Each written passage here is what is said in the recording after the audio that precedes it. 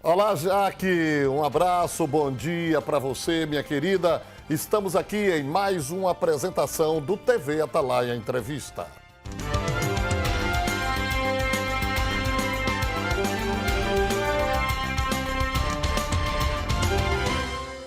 Olá, meus queridos amigos telespectadores, minhas amigas telespectadoras, que tal começarmos o programa saboreando um quentinho café Maratá, ou então um geladinho, um suco Maratá. Tem também o descafeinado.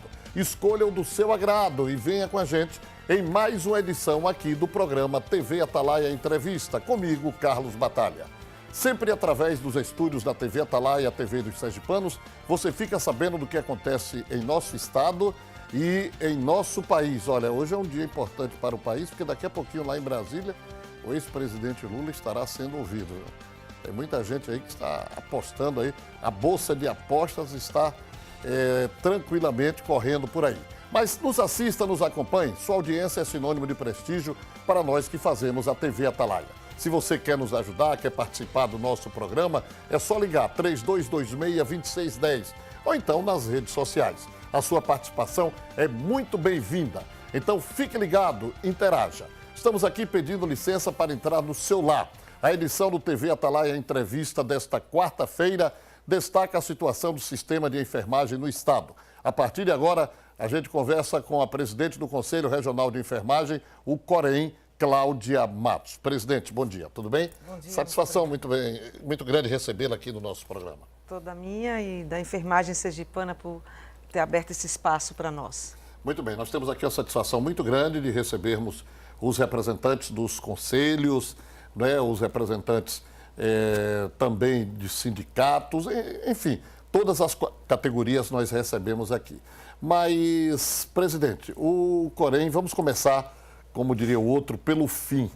O Corém protagonizou a semana passada um episódio onde, inclusive, recebeu algumas críticas de políticos e de setores da imprensa também, que foi o fechamento lá da unidade de saúde, o Fernando Franco, porque os comentários críticos davam conta de que, por pior que fosse a situação do Fernando Franco, o fechamento teria sido uma medida drástica e de tremenda gravidade. Como é que o Corém se posiciona com isso? Veja bem, primeiro que a gente não fechou o hospital, a gente interditou eticamente o serviço de enfermagem. As outras categorias poderiam continuar trabalhando, a gente não tem essa competência. A gente fechou o serviço de enfermagem. Segundo, Batalha, quando a gente toma uma decisão dessa, é a última medida que a gente tem. Claro que eu não gostaria de tomar essa decisão, mas foram várias tratativas com o município para que a gente chegasse a algum consenso e nunca fomos ouvidos. Chegamos e movemos ação civil pública, tentamos um termo de ajustamento de conduta, mas não houve retorno, então não tinha mais a fazer. O que é que a gente pensou? Quando a gente avalia entre o risco e o benefício, havia mais risco para a população, mais risco para os profissionais se ele continuasse aberto daquele modo. Uhum. Então, foi uma medida que se fez necessária? Se fez necessária. Quando a senhora fala haveria risco da população, em que sentido? Nós estávamos, naquele momento, a população estava sendo atendida por uma equipe de enfermagem 50%, mais ou menos, a menos do que o mínimo necessário. Chegou-se a ter que optar, eu vou atender esse ou esse paciente. Isso é risco, né? Você tem que optar quem você vai atender. Por exemplo, no momento que eu estava lá... uma roleta russa. Por aí. No momento que eu estava lá, por exemplo, tinham 4 pacientes num setor chamado estabilização, onde só tem 2 monitores. Significa que eu tenho que optar quem é que vai ser monitorizado ou não. Enfim, a gente não está em tempo de guerra. Muito bem, presidente. Falando em números, qual seria, então, o quantitativo ideal? Já que a senhora falou que tinham 3, passaram a 6, qual seria o quantitativo ideal? Esse quantitativo que hoje está é o quantitativo mínimo necessário. Não tem reserva técnica. Nós precisamos de uma reserva técnica de 10% a 15% desses valores, porque as pessoas adoecem, porque as pessoas faltam, porque as férias dos profissionais. Então, está trabalhando sem reserva técnica, mas chegou-se a um mínimo necessário, possível, nesse momento. A gente compreende a situação, porque está passando prefeitura, estado, a maioria dos municípios brasileiros. Mas também a gente não pode fazer de conta que está tudo bem.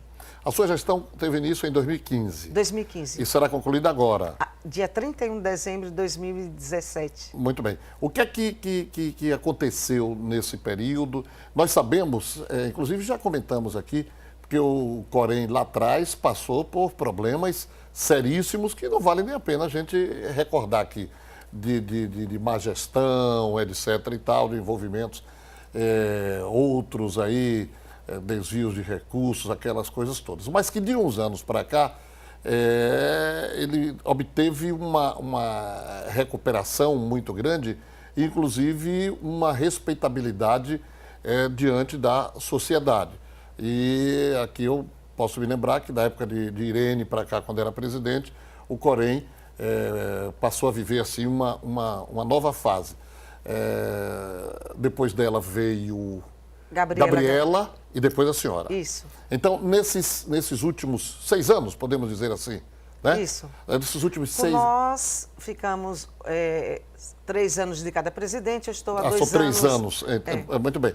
Então, nesses 9 anos, quase, Isso. fechando em dezembro, o que é que mudou no Corém? Eu acho que mudou muita coisa. Por exemplo, hoje, Batalha, nós temos convênio com a Ordem dos Advogados do Brasil. A Ordem dos Advogados nos convidou para fiscalizarmos juntos.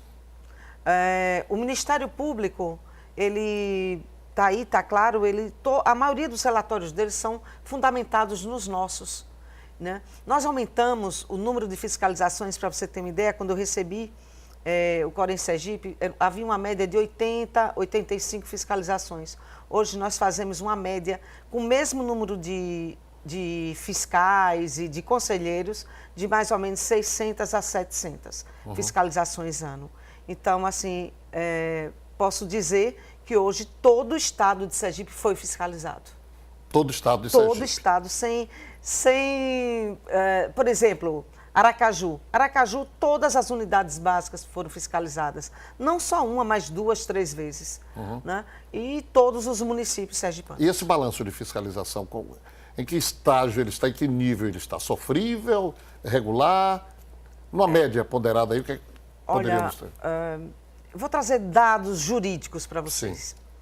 Por exemplo, nós temos 62 municípios com ação civil pública judicializada.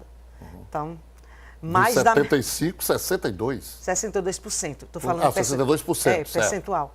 Então, a gente tem mais que 50% judicializado ações, que não chegamos a um consenso, porque antes disso é dado prazo, é enviado relatório, há toda uma tratativa para que a gente chegue a alguns acordos, e às vezes não é possível. Aliás, a maioria das vezes. Né? Então, nós temos isso. Nós temos, conseguimos 8 termos de ajustamento de conduta com os municípios. É um número ínfimo, mas se você vir que com isso a gente conseguiu várias contratações, é bastante elevado esse número. Nós só fizemos 3 interdições éticas. E não é a finalidade fim fazer interdição ética. É quando chega um momento que não dá mais. E temos muitas outras aí, se os gestores não sentarem para conversar e virem que a gente tem que dar as mãos pela saúde dos nossos concidadãos, pensar que aquele outro lado poderia estar um irmão, um pai, um filho seu, a gente não vai chegar a lugar nenhum. A gente vê muito aí, e não é privilégio de nenhum governante que passou, que aí está, ou do município ou do estado, a gente vê muitos protestos e paralisações, por exemplo, da classe médica. Vocês, enfermeiros, técnicos de enfermagem, sentem que existe assim, uma diferenciação no tratamento? Porque vocês são fundamentais, né? No atendimento hospitalar, seja ele de que tipo for, não existe a figura do médico sem a do enfermeiro. Porque, inclusive, em muitos casos, ou em alguns casos, para não exagerar, alguns enfermeiros têm que fazer a função do médico. Eu ousaria dizer que não existe saúde sem enfermagem. Né? Ninguém vai para um hospital para apenas receber uma receita. Não, você vai para ser cuidado. E quem cuida, né, a maioria das ações é da enfermagem. Eu acredito que talvez o sindicato possa responder isso com melhor competência, mas sim, houve um descaso da Prefeitura de Aracaju quando da greve agora dos enfermeiros e dos agentes comunitários de saúde, quando se passou quase 2 meses e não chegou-se a um denominador comum. E me parece que com a classe médica foi diferente, né? É isso que eu tenho visto pela imprensa, isso me causa um incômodo muito grande, quando a gente sabe que mesmo na atenção primária, não falo nem da hospitalar, a maioria das ações ela é desenvolvida por nossa categoria. Muito bem. Olha, eu vou chamar um rápido intervalo. Estamos aqui na apresentação do TV Atalaia Entrevista e voltamos daqui a pouquinho com oferecimento dos produtos Maratá. Vamos a esse intervalo e voltamos já já.